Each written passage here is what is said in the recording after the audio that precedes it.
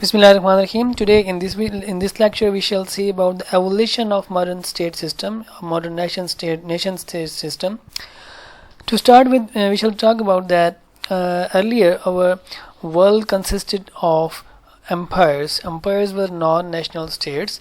That there were many nations in a geographical boundary. These were loose boundaries. Empires had very loose boundaries, not like that of very strict boundaries as we have today. International boundaries. So at that time our world consisted of boundaries, empires, and to name some of these empires you can see Ottoman Empire, Austro-Hungarian Empire, and Russian Empire, Mughal Empire, and British Empire, where the sun never set. Then there was a at that time religion and state, they were both together. Okay.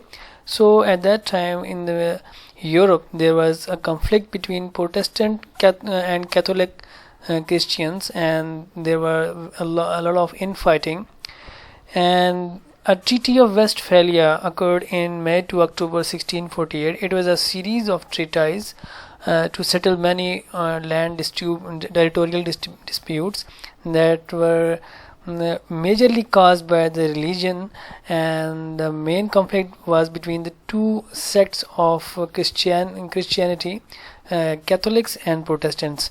So there was 30 years war in Central Europe from 1618 to 1648 AD, and the fighting there was fighting between Catholic and Protestant states. They were fighting in a group with each other, and more than 8 million people were killed in those brutal wars of 30 years.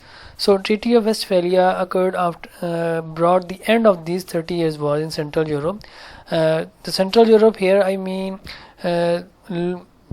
approximately equal to the Holy Roman Empire, old Holy Roman Empire. So there was a war going on during last 30 years, and then it also ended the 80 years Dutch War of Independence from 1568 to 1648 against the Spanish king. So the Treaty of Westphalia, it gave some of the basic principles at that time to settle those territorial and religious disputes among the states. And this treaty is important because it gave a new concept in the international community and international politics. It changed the way of how the international community will react in future to each other.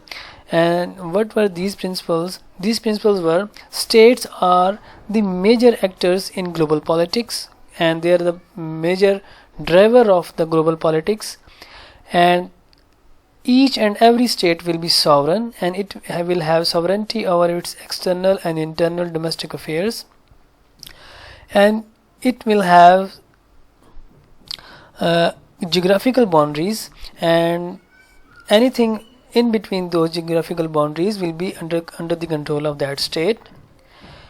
And all the states are equal despite the difference in their sizes. So very huge states like India or United States, and if they are lying very close or near to neighboring to very small states, both the states will be equal irrespective of their size. And another principle of non-interference in the religion and in the sovereignty of other states was given by the Treaty of Westphalia. So this Treaty of Westphalia is important because it gave the new concept of state, and it gave some categorization how the state will be and how state will act, and what will be the powers, rights and duties of the state. So these things further crystallized during the French Revolution, when the lights of democracy were being brought into the modern world, and through all these changes we got our nation state system of today. A nation state can be defined if it has 4 elements. First is central government, then population.